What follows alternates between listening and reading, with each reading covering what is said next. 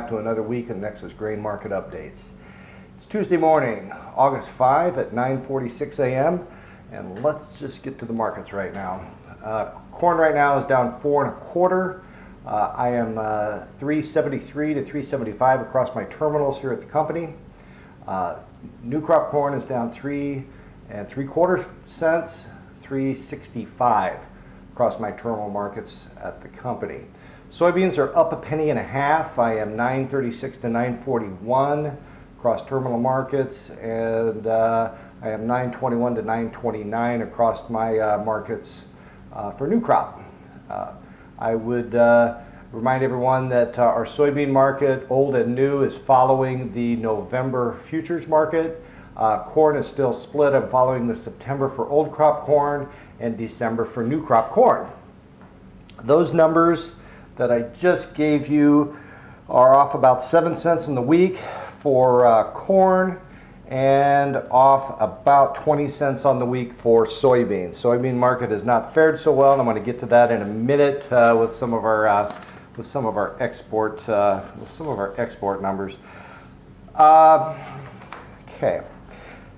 Our inspections report, export inspections report for corn, not a bad number. 47.5 million bushels packaged up and left the country. Right now, with 4 weeks remaining in our reporting season, we're tracking about 100 million bushels above pace. Soybean number, 22.5 million. That was really a pretty good number for soybeans, and that is tracking at about 42 million above pace to hit our USDA number for soybeans. The corn number, as it was reported, is right in the middle of the trade range. Soybean number is above the trade range to the tune of about 5 million bushels. I do want to review with the group today just who our export customers are. It's always good to know that. Just rattle it off in a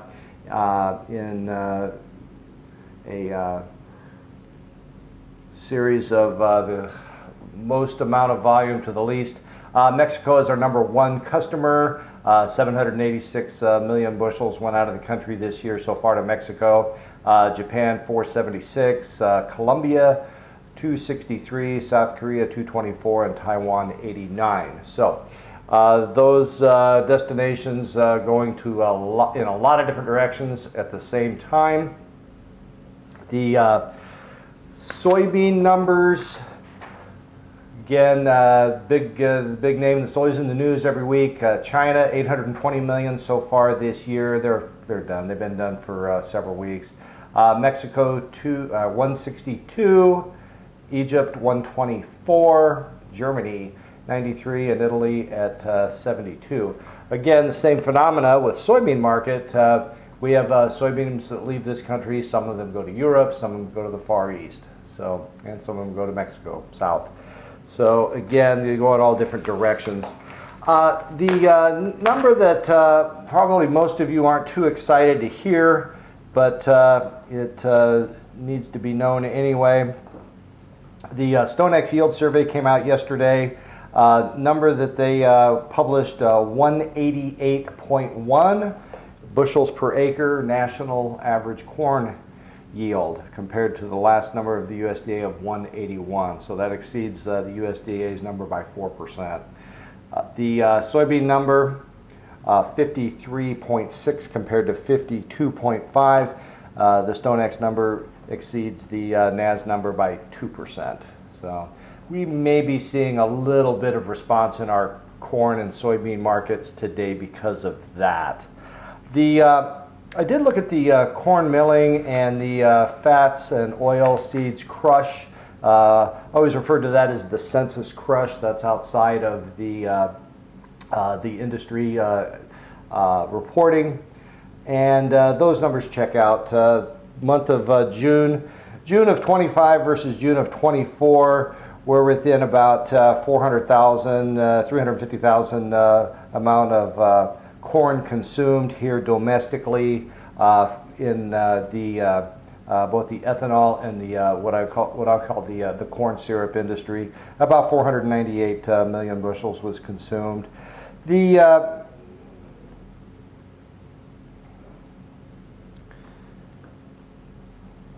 6 to 10 and the 8 to 14 day forecast is actually pretty favorable. I believe that I'm not going to find anyone that would disagree with me when I make the statement that we could have really used without that last 5 to 6 inches of rain that fell. The temps that are forecast over the next week to 14 days are forecast to be above normal. Precip normal to perhaps above normal in the same time period. And the good news is since we're talking about first half into the middle of August, above normal precipitation doesn't amount to a great deal. So hopefully that means we're going to get what we need and dry some of this soil out. The soils are very saturated right now. We're making our soybeans in August. So we will see what what fruition that comes to. Crop progress report checked in pretty well yesterday. This last report versus the previous week, nationally corn 73% versus 73, good to excellent previous week. Soybeans 69 versus 70 the previous week. No real great news to anybody that's been following the news. I want to follow up some of my closing statements today. What I really want to do is follow up on some strategies that are of value to our member owners here at Nexus Cooperative. Last week I spoke of the value of entering into a new crop basis contract. I would segue that strategy into how are we going to price this, because again there's two components to what you get paid for your corn: the local basis level and the underlying futures price. That is what leads to the price that you ultimately get paid for your corn.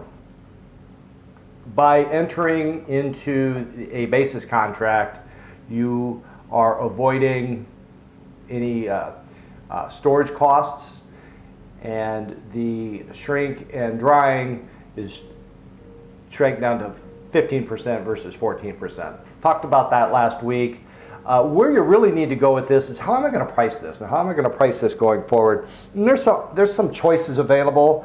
One of the simpler things, and I've seen quite a few people do this, is to re-own it on the board. Okay, so essentially what we do is we maintain the basis contract configuration of the agreement and execute an advancement if that is your choice. As we do that, we'll roll out, purchase a forward future. You could perhaps pick May, you could perhaps pick July, that's your choice. However, go out as far as you want to go. At that point in time, the remaining equity that you have in your contract gets applied to that. We follow that with a sell stop, and essentially at that point, your corn is tracking the futures market. It's actually a very, very convenient way of rolling a basis contract forward. Other thing that we can do to establish a futures price, and there's plenty of time here to do this, is with an accumulator product. Accumulator products are a great product to utilize when you know you need to sell a futures market at a future point in time. There's a considerable amount of time value wrapped up in the options market. That's what you're capturing with an accumulator. I would encourage all of you that find that somewhat intriguing, reach out to your Nexus grain marketing professional. They'll talk you through the dynamics of this. It's actually a very simple product. It's a very well built mechanism, and I would encourage all of you to look into that. With that said, I want to thank you for your business. Again, Nexus Cooperative, we're a full service member-owned co-op.